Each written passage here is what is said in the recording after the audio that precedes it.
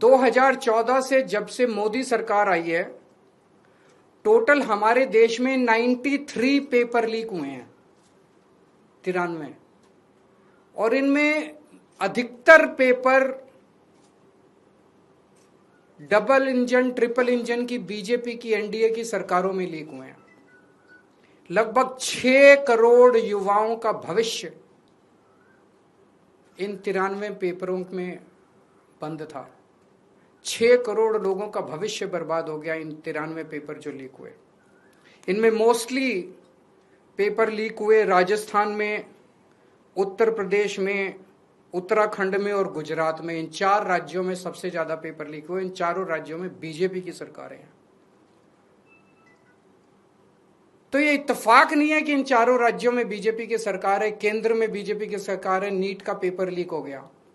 और अभी पिछले 1-2 दिन से खबरें आई हैं, ये जो नीट का पेपर लीक हुआ है, इसका एपिसेंटर भी राजस्थान है, और इनमें जो 2-4 लोगों के ऊपर सुई गई है वो भी बीजेपी के नेता दिखाई देते हैं।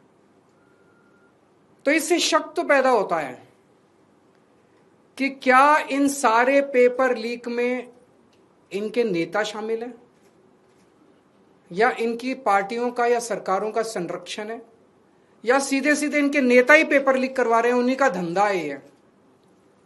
और अगर ऐसा है तो सीबीआई की जांच इसमें बेचारी क्या करेगी, सीबीआई इसमें बेचारी क्या करेगी। तो मेरा जेनजी से सीधा सीधा, देश के युवाओं से सीधा सीधा पूछना है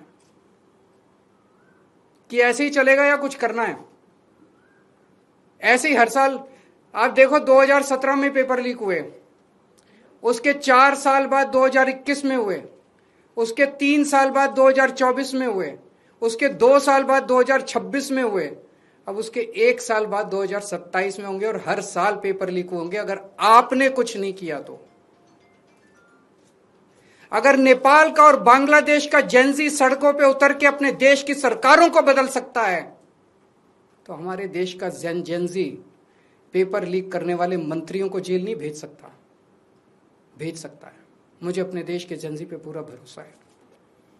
ये देश आपका है। इस देश के नेताओं को इस देश में कोई इंटरेस्ट नहीं है। इस देश के नेताओं के बच्चे विदेशों में पढ़ते हैं। हमारे देश के एक बहुत बड़े नेता ने कहा था, जरूरत पड़ी तो झोला उठा के चल दूंगा। मैं और आप तो झोला उठा के नहीं जाएंगे ना। हमारे बीवी बच्चे तो इसी देश में रहते हैं। हम तो इसी देश की पैदाइश हैं, हम तो इसी देश की मिट्टी के हैं, हम तो इसी देश के हैं। हमें तो इसी देश में रहना है, तो बचाना तो इस देश को हमें और आपको ही पड़ेगा।